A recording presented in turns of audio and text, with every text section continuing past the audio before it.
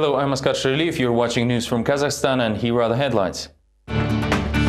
Human factor and technical malfunction. Transport Prosecutor's Office on the day of mourning named preliminary versions of the causes of the air crash near Almaty. Restrictions on the import of Russian gasoline as a counterpunch to the recent scandal around Baikonur space launch facility. Mass media talk about a possible fuel embargo.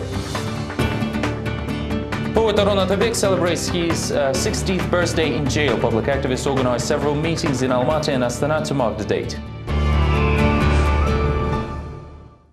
On Thursday, the main Transport Prosecutor's Office named primary versions of the CRJ-200 aircraft crash of Scott Airlines near Almaty. The reasons could be the human factor or technical malfunction of the aircraft. There were no interventions or design from outside.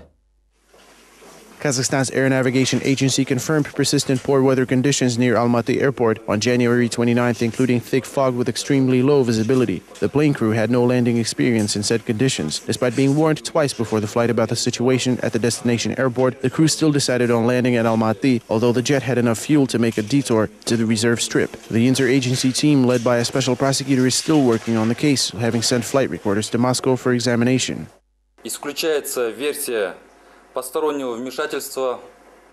We've ruled out external involvement in the jet's regularly scheduled flight. Two possibilities are currently considered, namely human error and technical failure of the plane. The investigation is still underway. Kazakhstan held the day of national mourning over the air crash in the Almaty region. Whole flags around the country were flown at half-mast. Mourning gatherings were held in the regions of the country. For the third time in the history of Kazakhstan, the national flag was flying at half-mast at the main square in Astana on Monday. The national mourning was announced following the January 29th fatal air crash near Almaty. To express their solidarity, embassies of Turkey, Russia and the European Union lowered their flags as well. Local TV stations suspended airing foreign entertainment shows, music and commercials for one day. At the same time, radio stations kept their programming. Meanwhile, a memorial service was held in Pavlodar for 5 crew members and 17 passengers. Early in the morning, the residents of the city and clergy of the Blagoveshchensk Cathedral came together to pray for the victims. The entire Russian Orthodox Church in Kazakhstan is praying for the souls of the departed. May the Lord have mercy on their souls and accept into the eternal abode. Today, all churches in Pavlodar region will hold memorial services. Another memorial was held in Akhtau, where local students gathered at the Victory Park near the monument of a plane ascending over the Caspian Sea to lay flowers and hold a moment of silence. On Tuesday afternoon, Scott Air Flight 760 en route from Kokshetau to Almaty crashed in thick fog while attempting to land at the destination airport, killing everyone aboard. Difficult weather conditions are named as preliminary cause of the tragedy. On Thursday, relatives of those killed in the air crash prepared for the funerals and recalled their close ones. To recap, the air crash near Kazaltu village claimed the lives of 21 people. The identification of the passengers of the flight was completed on Wednesday. He was a wonderful person and a good companion with an open heart and a lot of friends. Everyone loved him. It's such a grievous loss for all of us. Alexander Sharapov was the co-pilot on the ill-fated flight en route from Kokshetau to Almaty. He dreamt of becoming an aviator since 5, when military friends showed him inside a real cockpit. The 43-year-old Alexander never married, as his life was fully devoted to friends and flying, which became his most intense passion. The last I remember of him was 4 o'clock in the morning on the day of the crash. He was packing for the flight very quietly, trying not to wake me up. I did not even say goodbye that morning, although I always did. Flight attendant Dina Aspandyarova was on an extended shift, leaving home last week. On January 25th, she sprained her ankle and was supposed to skip the fatal flight. Dina also had an annual assessment scheduled for February 2nd. Her 3-year-old daughter Milana keeps drawing planes and waiting for mommy to finally come home. We drew this picture with my granddaughter when Dina went on a flight. Little Milana is waiting to give it to her mother when she comes home. She still doesn't know her mommy is never coming back. The funeral services for most of the plane crash victims, 5 crew members and 15 passengers, including a 2-year-old child, are scheduled for February 1st. Senator Gani Kasimov proposed to force airlines to insure its passengers before the flight. The idea was voiced in the lobbies of the parliament. According to senators, in case of the air crash, relatives of the killed could receive compensation from airlines in the amount from $2 to $5 million.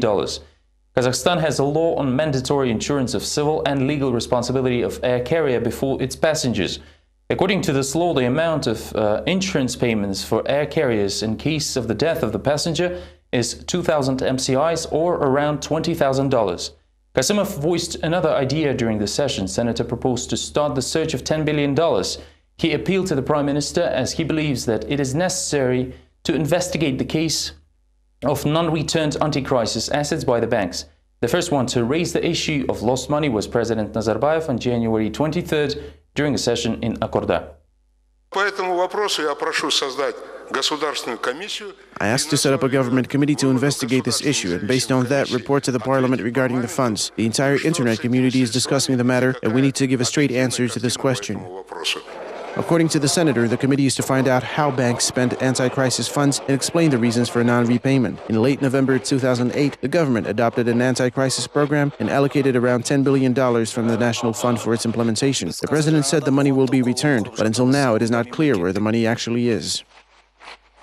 A group of interest holders was able to enter the Astana city administration building. People declared that they will stay in there for good if the city administration will not stop the forced eviction and distribution of their apartments to other interest holders. They refer to the decree of the government on one apartment per one owner. More details in the next report. The mandatory eviction has been going on for 2 days now. I was evicted today, and I have no place to live, and I'll be staying here, whether you want it or not. We don't want to send you a delegation of only 3 people, since everyone's situation here is different. Around 20 people whose second apartments will be seized by authorities and given to other interest holders gathered in Astana city administration on Monday, demanding alternative housing to those evicted. Faced with complaints about the implementation of the controversial decree granting only 1 apartment per interest holder, officials insist on splitting the group into 3 and only then holding any talks. We're not millionaires, we're old people who worked hard to earn the money for our children and grandchildren. We've been saving every penny, and now we're being thrown on the street. They think they have solved the problem, but this is not the way to deal with it. They want to resolve it by taking our apartments away from us.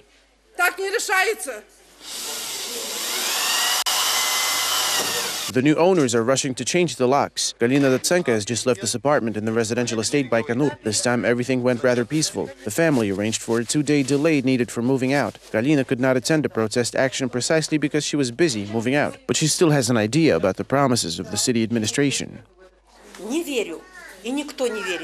The government has promised to build a new apartment block, but I don't believe them. No one does. If they promise to build new housing, why not give it to those demanding them? Why are my children and grandchildren being deprived of the housing for which I have already paid in full? By the end of the working day, when officials left their offices, visitors refused to leave the hall of the city administration. More than 30 interest holders with more than 1 apartment on their hands were still facing eviction. The whole list of the government decree victims includes over 400 citizens of the country. Kazakh government is ready to refuse from Russian oil products. Eternal strategic partner seems to care less over this issue, write Russian newspapers, which also mentions some political difficulties between Astana and Moscow. What are the possible consequences of this gasoline scuffle? In the next report. Surprised by the news of Kazakhstan government's intention to halt imports of oil products from Russia, Professor Oleg Yegorov assumed that the state's economic and political welfare priorities have come into conflict, as the current level of domestic oil extraction cannot ensure the country's fuel independence. The Ministry of Oil and Gas, recently formed to accomplish strategic industry development objectives, must consider all major aspects such as extraction, processing and transportation. Meanwhile, we're still stuck with a distribution strategy concentrating solely on extraction volume and potential consumers. Only 1 of 3 petroleum processing plants in Kazakhstan is still in operation, and even that one was built back in the 40s. The officials themselves are reluctant to comment on the controversial decision.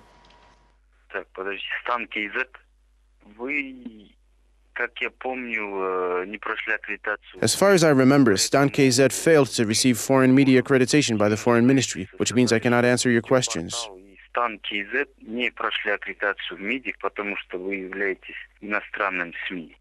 In the meantime, Russian experts agree that the decision of Kazakhstan's government is a politically charged backwash of the Baikonur space launch complex carve-up. In his interview to Russian newspaper Kommersant, the chief expert of the Russian Union of Oil and Gas Producers, Rustam Tankayev, was quite critical about the entire situation.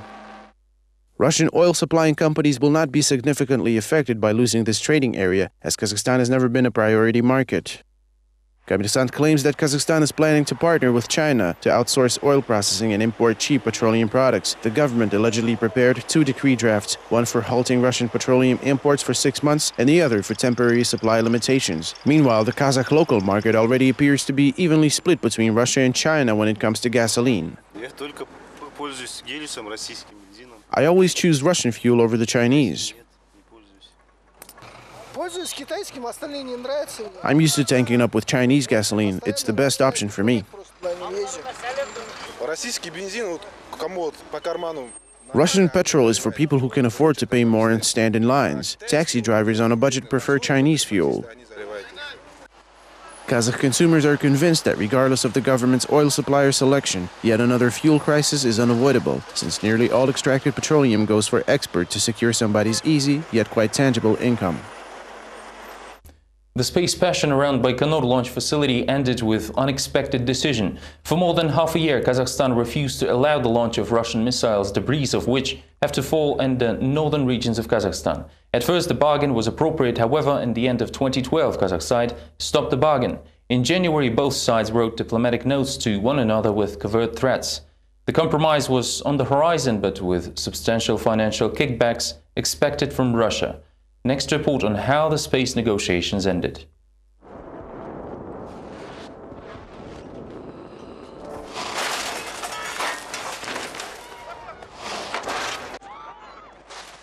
The film Baikonur features several scenes of residual rocket parts falling down. According to the plot, selling space scrap is a profitable business for the locals.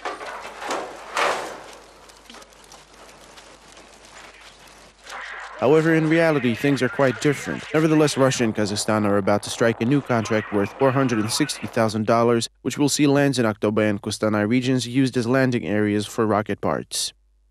I call on the government not to sign this agreement. We do not need this pitiful sum of $460,000 per year for turning our lands into a space dump. It is the same as selling our women for $1 at the next junction. Mukhtar Tayjan is convinced that the government must not make a profit of Baikonur at the cost of people's health, especially since rental terms of the agreement are just humiliating. It appears that all rates have been already approved by the government, but although the rent of the land is covered in the contract, it is not clear who will pay for the environmental damage caused by the leaking Heptel. Some experts say that the modest rent is explained by Russia paying Kazakhstan quite a lot as it is. This is when official Astana went all in and demanded to revise the terms of agreement. The sides signed a new contract extending up to 2050, which sees Russia paying Kazakhstan the rental for the use of Baikonur space launch facility in the amount of $115 million annually, on top of $100 million for using and modernizing its facilities, and $170 million annually for the support and development of the cities and facilities infrastructure. These fees also include rental of landing areas for residual rocket parts, alas not all of them. This ensured that in the summer of 2012, several Russian launches were banned by Astana and triggered a new wave of talks about Baikonur spaceport. The analyst says that the issue concerns not only rental terms, since Baikonur reflects the entire development of the relations between Russia and Kazakhstan.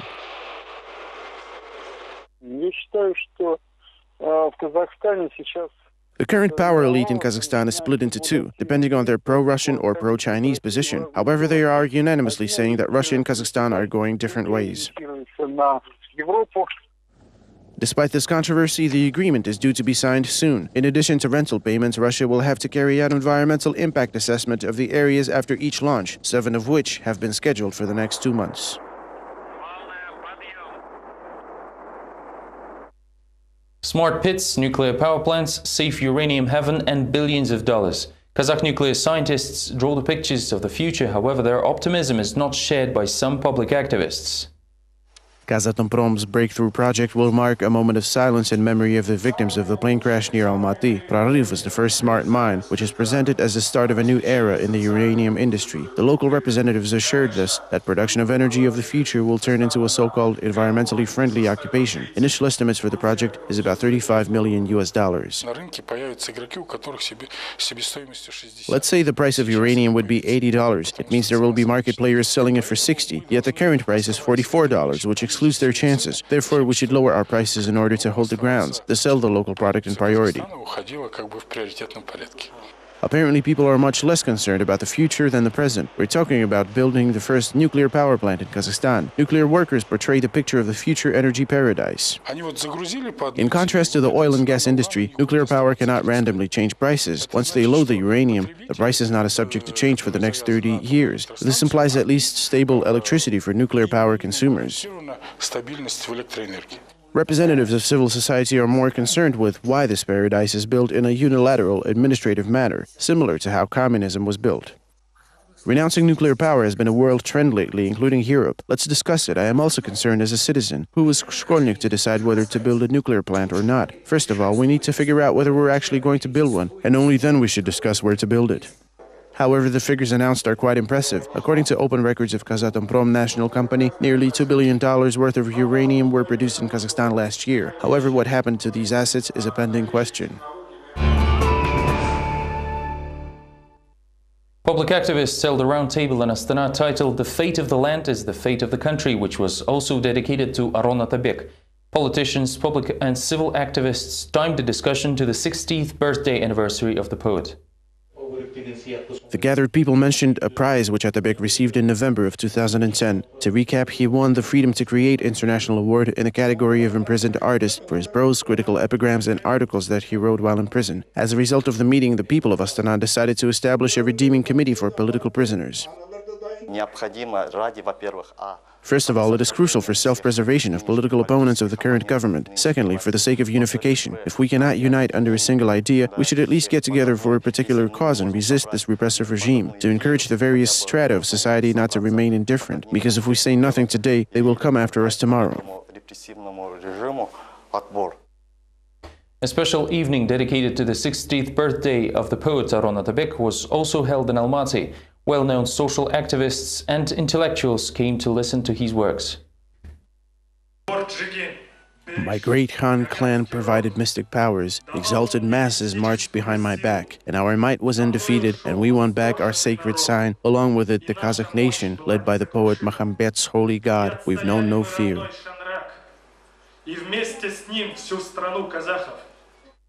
His fellow countrymen and friends refer to Aron as an unbroken warrior who served 7 out of 18 years for organizing riots in Shanarak. The poet endured torture, solitary confinement, and provocation while in prison. The song Jaruik, written by Aron Atabek before the tragic events, was also performed at the event. The poet's daughter recalled all the hardships the family went through. At the time, her father asked Aidana to forgive him for the lost childhood.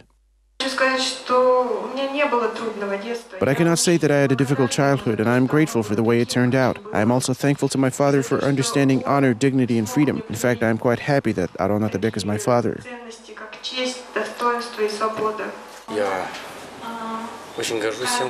I am greatly honored to know Aron, and now I try to express his views, irreconcilable position, and openness through my own art. I think that Aron can be called a warrior artist. Poet and public activist Aron Atabek was sentenced to 18 years in jail for taking part in Shanarak events in 2006, where one police officer was killed. Friends and colleagues of Aron recalled the tragic days of that summer and the role Atabek played in them.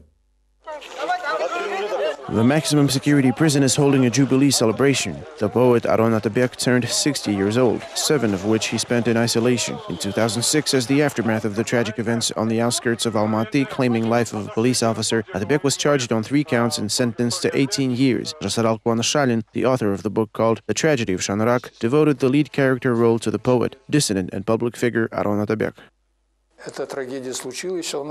During the outbreak of the tragedy, he happened to be there as a peacemaker. He held negotiations with authority representatives as the people's frontman, even though he was having a health condition during that time, as far as I know. The trial over Aron Atabek and other defendants was no less dramatic than the events in Shanarak. The poet expressed distrust of the judge. He even sliced his stomach open as a way of protest. One of the witnesses during the trial, Aybatyr Ibragimov, retracted his initial testimony and admitted that he was forced to slander Aron and the rest of the defendants. Truth is, I did not see Kurmangazi, Aron, and others. The investigator Telman beat and threatened my family. When I testified on camera, he directed me on what to say. I mentioned this in court and also went to Astana, but nobody listened. Back then, we were too worn out to even read anything, and that's when they offered us to sign the testimony and be released. Co-author of another book called Shanrakskiye События, or Events in Shanrak, Yıldız Abdilda recalls how, together with colleagues, she decided to publish a collection of documents. No analytics, strictly the facts. Who are the heroes of our time, the victims or the perpetrators? That is for the readers to decide. 10 or 20 years down the road, this issue will come up once again, but I would like to have it documented. These documents are already unavailable because they're not in the archives. The judicial agencies would not provide this information to the journalists, especially because it is about the events in Shanrak. In the meantime, Aron Atabek continues to protest against the system even behind bars by means of poetry. A year upon his conviction in November 2010, the poet was given the Freedom to Create International Award in the category of Imprisoned Artist. Many observers and human rights activists believe that the dissenter was sentenced for political reasons. Whose memoirs should educate the future generations, MP Dariga Nazarbayeva is concerned with the library funds of the country. At the field meeting of the Social and Cultural Development Committee, the president's daughter expressed her discontent with numerous unknown memoirs by uninteresting authors. Although Dariga Nazarbayeva did not specify who exactly did she have in mind. It should be noted that there are 102 books in Russian and Kazakh languages authored by her father, Nursultan Nazarbayev, in the National Library of Almaty alone, plus another 172 written by the national leader himself. All books are available in the online catalog.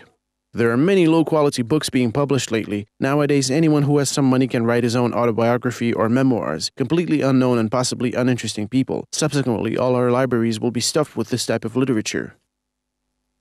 This is all for now. Thank you for watching. Stay well.